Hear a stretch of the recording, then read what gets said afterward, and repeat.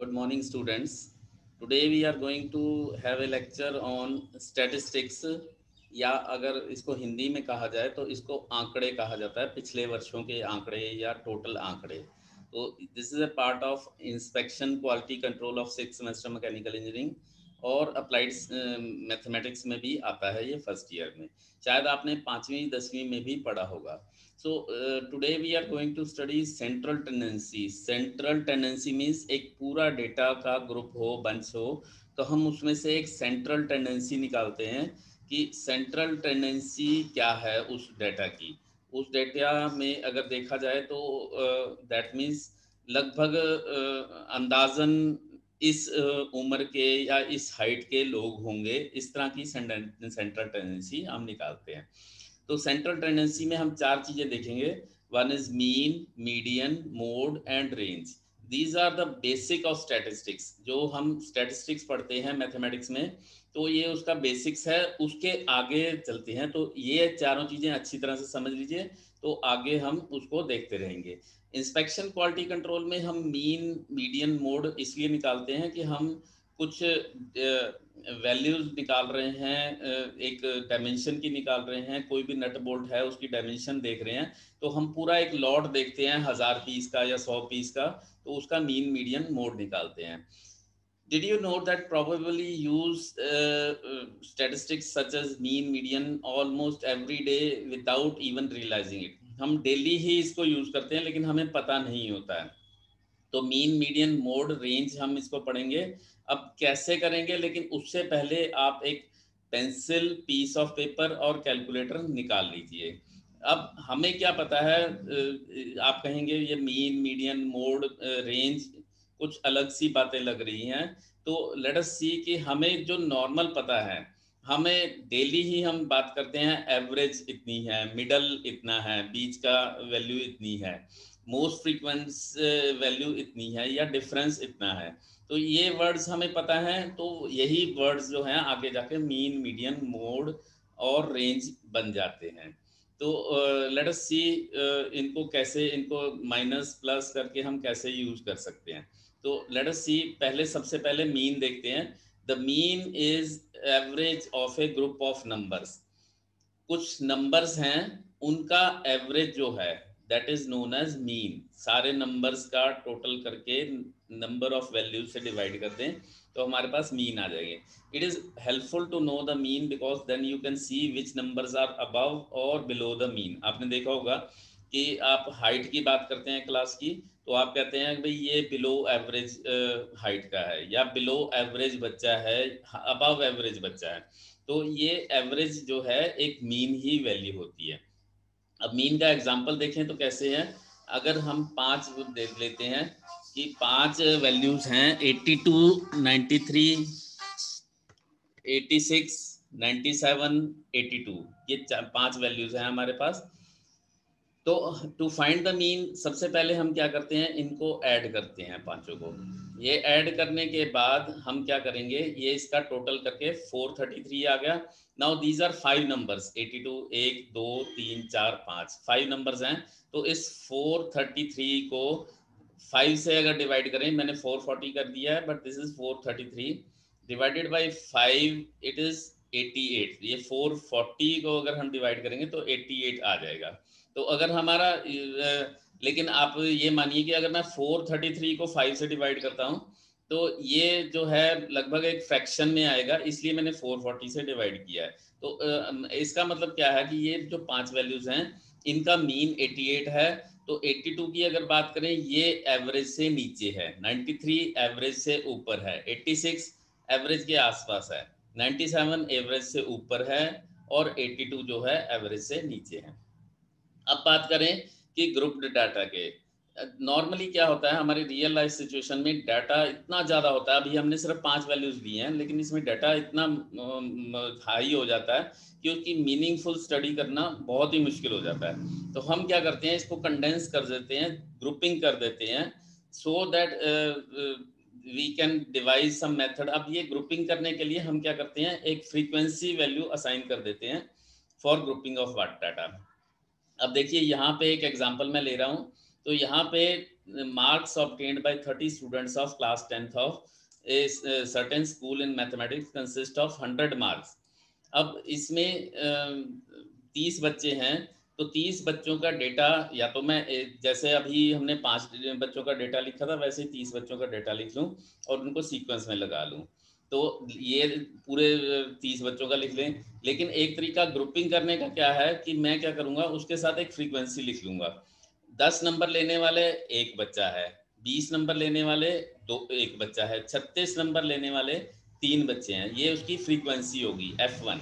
और marks obtained is x उसकी value होगी, and number of students is F, frequency कि कितनी बार वो नंबर अक्कर हुआ है, फ्रीक्वेंसी कितनी फ्रीक्वेंटली वो अक्कर हुआ है।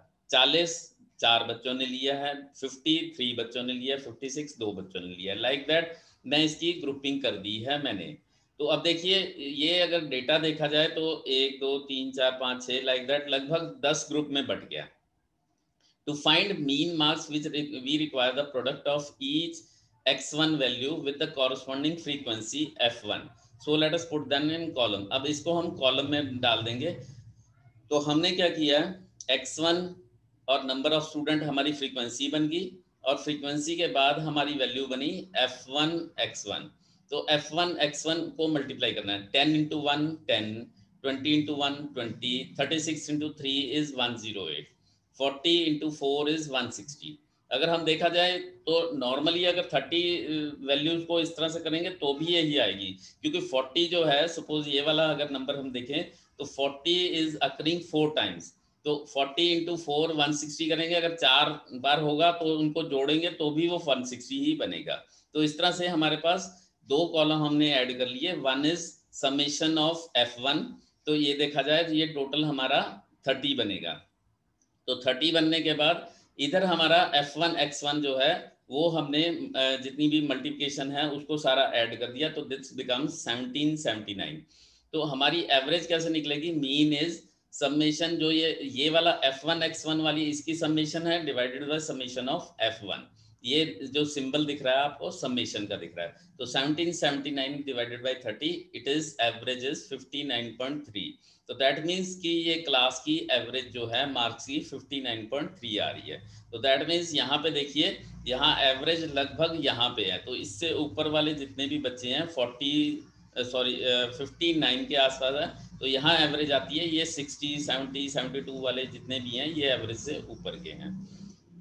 तो हमारा एल्गोरिथम क्या बना कि फ्रीक्वेंसी टेबल बनाएंगे, multiply the frequency of each row with corresponding value of f1 x1 निकालेंगे, और तीसरा कॉलम जो है उसमें सम ऑफ एंट्रीज f1 x1 का सम कर देंगे। इसी तरह sum of frequencies summation of f1 बना लेंगे, which is equal to n हमारा 30 अगर था तो 30 ही बन के आएगा। तो फॉर्मूला क्या बना, summation of f1 x1 divided by n, या summation of f1। Second is median, median is the middle value on the list. तो मीन एक थोड़ा आइडिया दे देता है, अगर आप कह देते हैं कि यार इस क्लास के 60% वाले बच्चे हैं, इसी तरह से मीडियन भी एक सेंट्रल वैल्यू बता देती है। वो क्या करती है, मिडल वैल्यू दिखाती है। The first step is always to put the numbers in order, एक ऑर्डर में उसको डालना पड़ेगा। जैसे कि वही वाली लिस्ट ले लेते हैं 79, अब इनको हमने एक ऑर्डर में डालना है, 79 93 86 97 79, पहले इसको ऑर्डर में डालना है 78 79 86 93 97, और उसके बाद इसकी मिडल वैल्यू को उठाना है। The number in the middle is 86, तो 86 इसका मीडियन वैल्यू निकलेगी। अब आप कहेंगे यस, अभी तो हो सकता है कि इवन नंबर हो, फिर मैं मिडल कहाँ से निकालूंगा। तो सपोज मैं वही वाला ले लेता हूँ 92 86, ये इसको है, इसको पहले ऑर्डर में लगाएंगे, असेंडिंग ऑर्डर में लगा दिया या डिसेंडिंग, आपके ऊपर डिपेंड करता है कि कौन सा लगाना है। तो मैं इसको असेंडिंग में लगा रहा हूँ, तो असेंडिंग मीन्स चढ़ते हुए, डिसेंडिंग मीन्स नीचे उतरते हुए। असेंडिंग 72 83 ये आ गया। अब बीच की दो वैल्यूज 86 और 88 है, ये 86 और 88 हैं। अब इनका एक एवरेज निकालूंगा, मैं इन दोनों को जोड़ूंगा, 86 प्लस 88 174 बना, इसको 2 से डिवाइड किया, इट बिकम्स 87। तो मीडियन इसकी 87 बनेगी। सो अब बात करते हैं वही अनग्रुप्ड डाटा। ये तो 6 वैल्यूज थी तो मैंने निकाल लिया, लेकिन अगर बहुत ज़्यादा वैल्यूज हों तो पहले तो हम अनग्रुप्ड डाटा में हमने देख लिया कि nth और n+1 जो है डेटा उसको 2 से एवरेज कर लिया। तो मिड वैल्यू जो है, अब भी आप कहते हैं कि सपोज अगर मिड वैल्यू होल नंबर नहीं आता तो मीडियन वैल्यू होल नंबर आता है तो median equals to its value, और फ्रैक्शन आता है तो median is average of two values in the middle, तो वहां से वो फ्रैक्शन आता है। अगर वो होल नंबर है तो वो एक ही वैल्यू होगी, और अगर फ्रैक्शन आता है तो that means normally average of the two middle values. यहाँ पे एक एग्जांपल लेते हैं, ये देखिए 1 2 3 4 5 6 7 8 इस तरह की वैल्यूज हैं। तो यहाँ पे मैं देखता हूँ कि इनको मैं ऑर्डर में करता हूँ। ऑर्डर में करने के लिए अब इसका पहले तो एवरेज निकालना है। एवरेज करने के लिए 1 2 3 4 इनको ऐड करके डिवाइड किससे करेंगे, जितनी ये वैल्यूज है, सपोज 10 है तो 10 से डिवाइड करेंगे तो हमारे पास एवरेज या मीन आ जाएगा। अब बात करते हैं कि मीडियन जो है वो हमारा फ्रीक्वेंसी वाला हो तो क्या करेंगे, तो arrange the data in ascending और डिसेंडिंग ऑर्डर वैसे ही करेंगे। उनकी कम्युलेटिव फ्रीक्वेंसी, मीन में हमने नॉर्मल फ्रीक्वेंसी, यहाँ पे हमने कम्युलेटिव फ्रीक्वेंसी करनी है। कम्युलेटिव मीन्स कि पिछली फ्रीक्वेंसी को जोड़ के अगली फ्रीक्वेंसी बनेगी। फॉर एग्जाम्पल पहली वाली की एक फ्रीक्वेंसी थी, दूसरी वाली की एक, तीसरी वाली की दो, तो चौथी वाली की फ्रीक्वेंसी बनेगी 1+1+2, इस तरह से फ्रीक्वेंसी बनेगी। दैट मीन्स पिछली दो को मिला के पिछली वालियों को मिला के अगली वाली बनेगी, तो 3 को मिला के अगली 4th की बनेगी। Then size of n+1/2 item must be determined where n is total of the all frequency and the value for which cumulative frequency includes n+1 divided by 2 item is taken as median। तो हम क्या करेंगे, पूरा जितना भी size हमारा cumulative frequency बन गई n आ गई, तो उसका टोटल +1 डिवाइडेड बाई 2 जो है उसको हम सेंट्रल वैल्यू निकालेंगे। कम्युलेटिव फ्रीक्वेंसी, मीन में हम क्या कर रहे थे, हम फ्रीक्वेंसी अलग अलग सबकी कर रहे थे। यहाँ पे अलग अलग तो करनी है, एक और कॉलम साथ में बनेगा कम्युलेटिव फ्रीक्वेंसी का। तो कम्युलेटिव फ्रीक्वेंसी का जो सेंट्रल वैल्यू होगी, जैसे मान लो 5 है तो 5 वैल्यूज अगर हैं तो 5+1 6, 6 डिवाइडेड बाई 3, तो तीसरी वैल्यू जो होगी वो उसकी मीडियन होगी। तो इसी तरह से हम एक और भी फार्मूला है हमारा मीडियन क्लास का, एल अगर हम इसको क्लास में निकाल लेते हैं तो क्लास को हम अलग से भी देख सकते हैं। L is starting value plus n/2 minus c/f। C is total of all frequency, cumulative frequency पीछे की होगी, and F is the frequency of median class, तो उसकी क्लास निकाल सकते हैं। Third is mode. The mode refers to the number that occurs the most frequently, बार बार जो अक्कर करता है उस पूरे ग्रुप में। 100 वैल्यूज हैं, 100 में से एक वैल्यू ऐसी है जो बार बार फ्रीक्वेंटली आ रही है तो उसको हम मोड कहते हैं। Mode is mode and most frequently, किसी तरह से भी इसको याद कर सकते हैं mode. Range, range is the difference between highest and the lowest number of the series. लेकिन हाईएस्ट और लोएस्ट कैसे पता चलेगा, जब उसको ऑर्डर में रख लेंगे और उन दोनों को पहले और आखिरी को आपस में घटा देंगे। रेंज का एग्जांपल है ये, जैसे 77 77 70 है तो हाईएस्ट इसमें 83 है और लोएस्ट 77 है, तो रेंज इसका 6 बनेगा। लेकिन मोड क्या बनेगा, मोड देखिए इसमें 77 निकलेगा। वाई, क्योंकि 77 3 बार अक्कर कर रहा है, 83 2 बार अक्कर, तो मोड इज 77 फॉर दिस। तो shall we repeat, mean is the number which is obtained by adding the values of all item in series and dividing the total by number of item। Total करना है और उसको number of item से divide करना है। Median is that value which divides the group into 2 equal parts, एक ऊपर की तरफ एक नीचे की तरफ, दो हिस्सों में डिवाइड कर देती है, कुछ उससे ज्यादा वाले हैं कुछ उससे कम वाले हैं। Mode, the value which occurs most frequently in A distribution is called mode. तो अब हम स्टार्ट कर सकते हैं, एक फैमिली ले लेते हैं, उसमें फादर की एज 34, मदर की 33, जगजीत की 5, अमनदीप 5 एंड ये।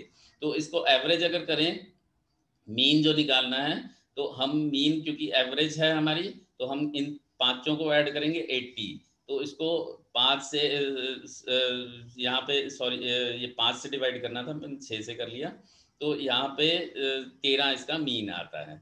इसी तरह से मीडियन, इसका मिडल वैल्यू पहले इसको एक ऑर्डर में कर लेंगे, ऑर्डर में ऑलरेडी है, तो मिडल वैल्यू जो है वो 5 निकलेगी।